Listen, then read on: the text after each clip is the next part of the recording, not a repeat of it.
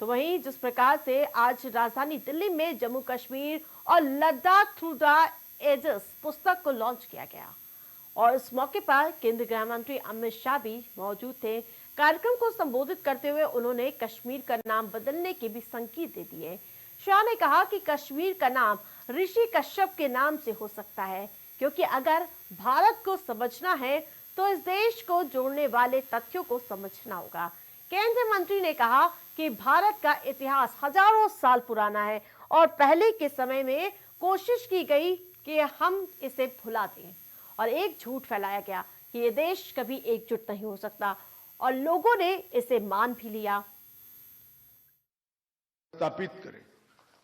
हम हर इस प्रकार के कार्यक्रम में, हर चर्चाओं में, हर विद्वानों की मंडली में बैठकर चर्चा होती है, उसमें इतिहासकारों को कोसने का काम न करें। उनको जो करना था वो कर दिया, हमें अब कौन रोक सकता है? देश स्वतंत्र भी हुआ है और देश में ऐसा शासन है जो देश के विचारों से चल रहा है। अब हमारा काम है, हमारे दृष्टिकोण से हम इतिहास को प्रमाणों के साथ, हमारे दृष्टिकोण के इतिहास को तथ्यों के साथ संकलित करें और रखें। अपने आप जो झूठी बात है और सच्ची बात है उसको देश की जनता और दुनिया के इतिहासकार सिर नीर कर देंगे, वो बदल जाएगा। वो बदलने का पुरुषार्थ हमें करना पड़ेगा। केंद्रीय गृह मंत्री अमित शाह ने गुलामी के समय लिखे गए इतिहास पर चर्चा की। उन्होंने कहा कि उस दौरान बहुत सारे झूठ फैलाए गए और लोगों ने उस समय विश्वास भी कर लिया। इसके अलावा शाह ने कश्मीर से धारा 370 हटाने का जिक्र भी संबोधन में कहा। उन्होंने कहा कि अनुच्छेद 370 में घाटी में अलगाववाद के बीज बोए गए और इसके साथ साथ अनुच्छेद 370 ने यह झूठ बताया कि कश्मीर और पूरे देश के बीच संबंध अस्थायी है। उन्होंने कहा कि धारा 370 हटाने के बाद हमने न सिर्फ आतंकवाद पर काबू पा लिया, बल्कि मोदी सरकार ने आतंकी इकोसिस्टम को भी ध्वस्त कर दिया। बीते साल 2024 में भारत ने खेल के क्षेत्र में कई बड़ी उपलब्धियां लिखी, जहां खिलाड़ियों ने भारतीय दर्शकों को हर क्षेत्र में यानी कि खेल के क्षेत्रों में जश्न मनाने का मौका दिया। आपको बता दें कि भारत ने क्रिकेट के अलावा भी इस साल कई खेलों में देश का नाम रोशन किया है। खिलाड़ियों के शानदार प्रदर्शन के लिए हर साल की तरह इस साल भी भारत सरकार ने खिलाड़ियों को पुरस्कार देने का ऐलान किया है।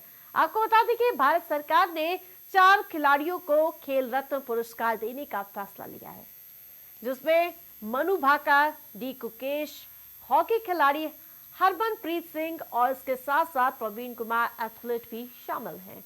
इसके अलावा सरकार ने 32 अन्य खिलाड़ियों को अर्जुन पुरस्कार देने का घोषणा किया है। आपको बता दें कि युवा मामले और खेल मंत्रालय ने आज राष्ट्रीय खेल पुरस्कार 2024 की घोषणा की है, जिसमें उन्होंने ऐलान किया है कि 4 खिलाड़ियों को खेल रत्न और अन्य 32 खिलाड़ियों को अर्जुन पुरस्कार से नवाजा जाएगा। लेकिन खास बात यह है कि 32 अर्जुन पुरस्कारों में से 17 पर पैरा एथलीटों ने अपना कब्जा जमा लिया और इसके साथ साथ पुरस्कार विजेताओं को 17 जनवरी की सुबह 11 बजे राष्ट्रपति भवन में आयोजित एक विशेष समारोह में पुरस्कृत किया जाएगा। वहीं राष्ट्रपति में से इस पुरस्कार को दिया जाएगा और समिति की सिफारिशों के आधार पर और उचित जांच के बाद ही सरकार ने ये पुरस्कार देने का फैसला किया है।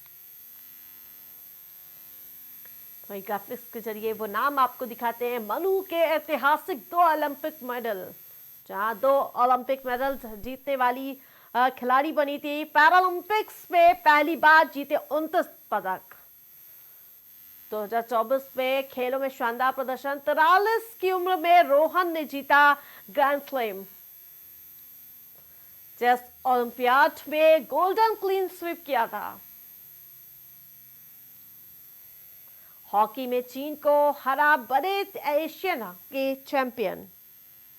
हॉकी में हरा कर चैंपियन बने थे। भारत ने जीता T20 वर्ल्ड कप। महिला U19 टीम ने जीता वर्ल्ड कप। मनु के ऐतिहासिक 2 ओलंपिक मेडल जीते थे। 2024 में खेलों ने शानदार प्रदर्शन किया था और पैरालंपिक्स में पहली बार जीते 29 पदक।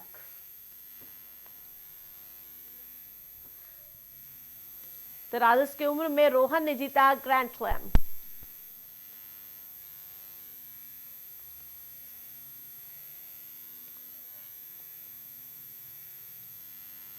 हिमाचल प्रदेश इस समय आर्थिक बदहाली से जूझ रहा है, जिसके बाद कांग्रेस सरकार ने इस आर्थिक संकट से उबरने के लिए एक नया तरीका अपनाया है।